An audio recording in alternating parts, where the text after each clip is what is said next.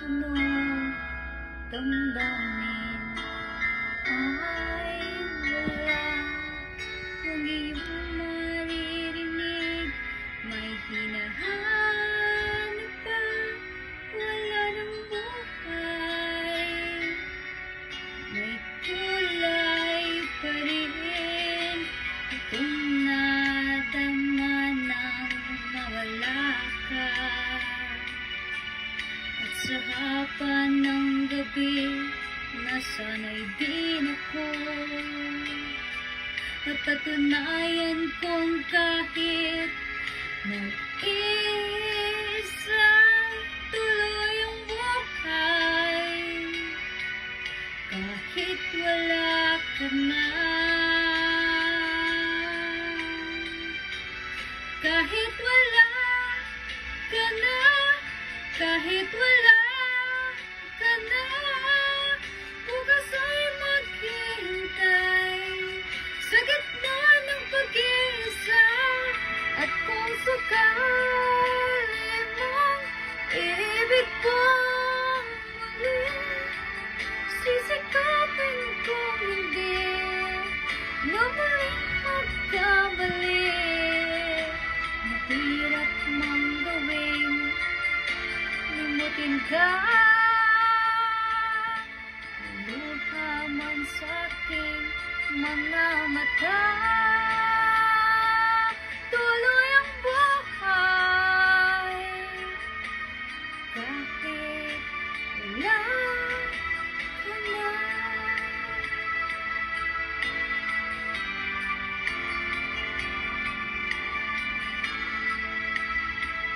Baka naman, Sharon Cuneta.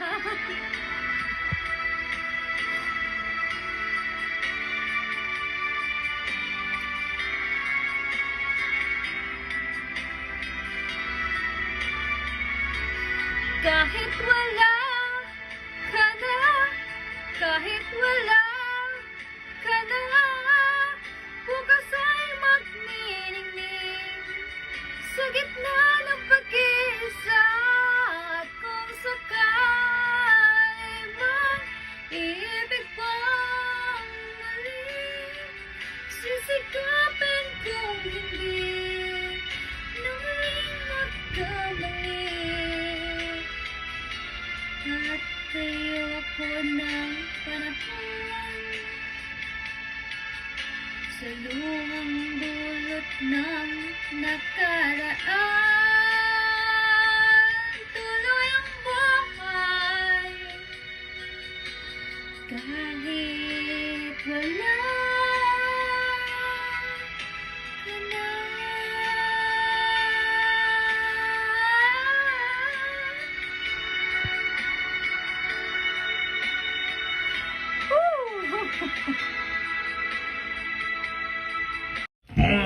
Ito, nalimpit na siya ng aming pinagkainin. So, mag-prepare na ako ng medicine that I need to drink tonight. Medicine that I drink tonight. First is the 3-1. 1, 2. 1. 美味しかったね。美味しかったね。ありがとうね。ありがとうございました。And then, this one is for night also.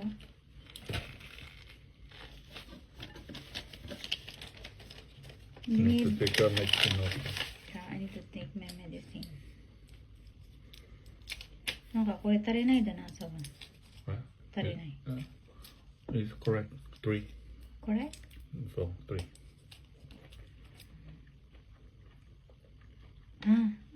で、まだ2 days.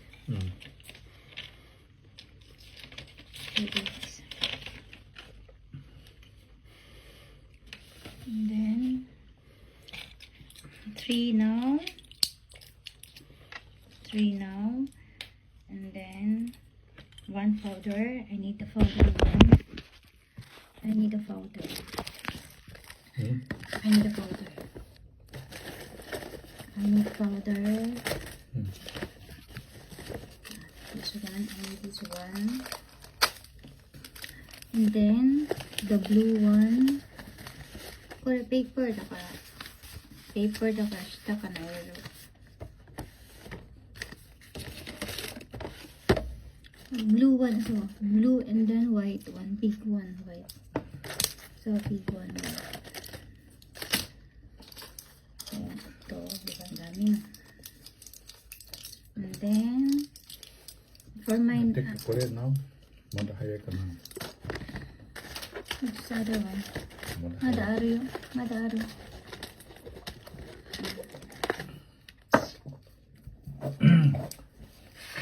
Ngayon, kasi... 美味しかった。美味しかった。ごちそうさまでした。ありがとうございました。Bukag mata. So, ayan nga. Kahit si gabi ngayon, ito ang aking mga iinimin. 1, 2, 3. Ano yan sila? Pang last kong iinimin before ako 30 minutes before ako mag-sleep. So, yun ang iinimin ko, no? So, ito, after I eat, ito ang aking iinimin. Together with my powder. Can I have butter? So, 4 types ng Junani. Kahit pagkuha ng tubig. Ngayon pa. So, lahat ay 6, 3, 6, 7. Ang aking inumin na gamot is nasa water ba?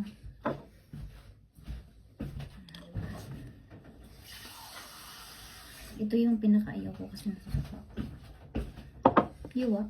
Ito correct. Let's see.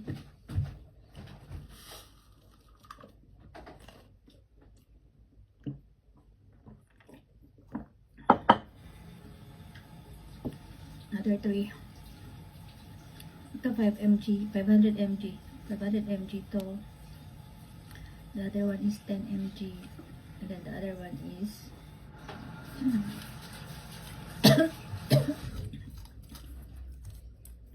15 mg. Nakakasuka. Ito talaga yung nakakasuka sa lahat.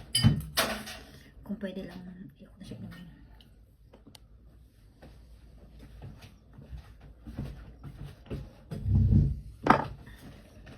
Hindi nawawala ang lasa niya.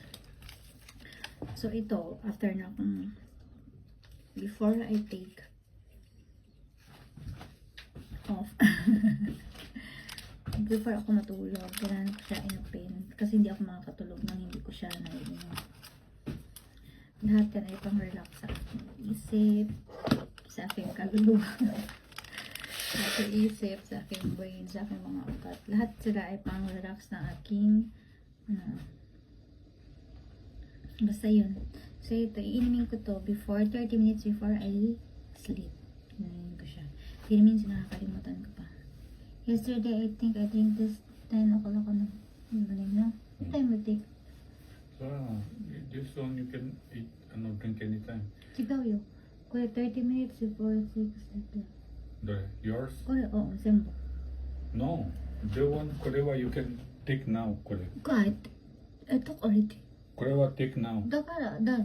これは before you sleep. だから、before sleep. 30 minutes before I sleep, kailangan ko siyang inumin. これは you take?最初. Okay. Diba? Binabantayan na rin ako niya kasi sinusumbong niya ako sa doktor na hindi daw tama yung pag-inom ko ng gamot. Which is tama naman. So, nakaraan lang talaga nag-over ako sa pag-inom. Hindi kasi masakit talaga. Tulad ngayon, kumikirot dito. Pag nararamdaman kong kumikirot na yun dyan, yan, yun yung time na kailangan ko ng i-relax yung sarili ko. Kumikirot talaga siya. Makirot na parang nag-ano pa rin yung kamay ko, pati tuhod ko. Ganyan pa rin, no? Nagkirig-kirig. Nagkirig-kirig. Okay, bye! That's it for the day. Samahan niyo ako sa aking journey hanggang sa ako ay gumaling. That's Aswang sa Japan. Ito na naman ako. Salamat sa panibagong buhay. No, sabi ko nga, gamot ka lang, tawa ko. Sakit ka lang, tawa ko.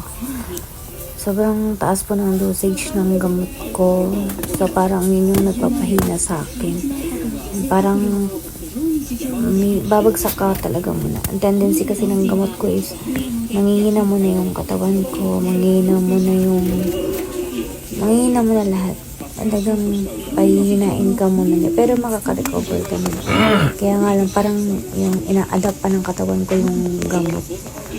Pagka, ano na, siguro, parang nagsabi pa lang, pag nag-sink in na yun, makaka-recover na ako. So ngayon, ibig sabihin, parang gumagana na siya kasi talagang grabe nanghihina ako. So, ang asawa ko hindi niya maalam kung paano niya ako iiwanan kasi nahirap din sa kanya na wala akong kasama dito. Para nag-iisip na nga siyang pauwi na lang muna ako ng Pilipinas kesa mas nahihirapan siya pag nasa company siya. Hindi niya alam kung ano nangyayari. Katulad kahapon, abutan na lang niya ako ng nakababa na doon ako sa baba. Takot siya pag ganyang mga senaryo. Kasi kaya nga, diba sabi ko, kahit pagligo, hindi ako makaligo pag wala siya dahil natatakot ako matumba ako. Kasi sobrang taas ng dosage ng gamot ko. Hindi biro. Hindi biro yung Tapos kanina, nung nagising Don't take too much ako, tumawag ako sa kanya pag-gising ko. Tapos narinig niya yung boses ko na parang hinang-hina. Natakot na naman siya. Wala pang 12, umuwi na. Kasi nag-iisip siya baka kailangan kong dalhin sa hospital.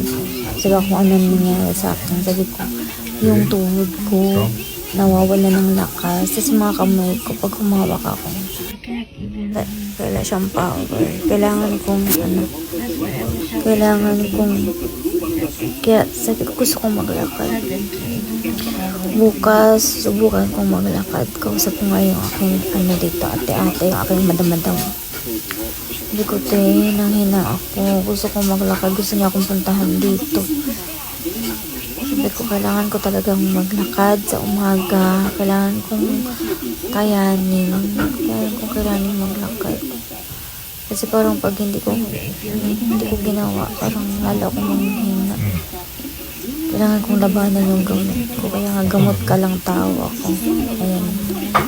Malapit na namang lumipad ang aswang. Pero hindi mo na ngayon na. Kasi talagang hindi pa kaya ng power sa mga nag-mail, sa mga nag-message. Because if you don't drink Thank milk, you. Ayoko lang nang your stomach will be tawag mo bad. magbukas ng maraming message kasi So you need to drink milk. ayoko munang mag-cellphone. Pahinga muna pag may time. Siguro bukas pag medyo okay at nakapaglakad ako, isikapin ko makapag-live, makasama kayo ulit. Para kasama ko kayo maliparan. Kasi yung kamay ko nanginginig pa siya. Parang yung tendency, manginginig yung kamay mo, nanginginig yung mga kalamnan mo.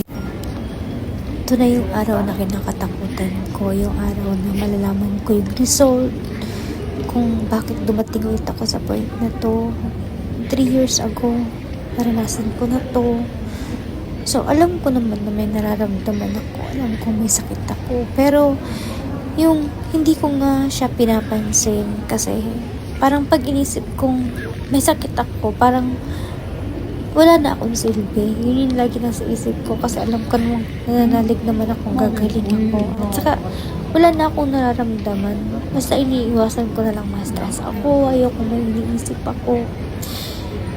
Hanggang dumating sa point na magiging ganito pala ako ulit.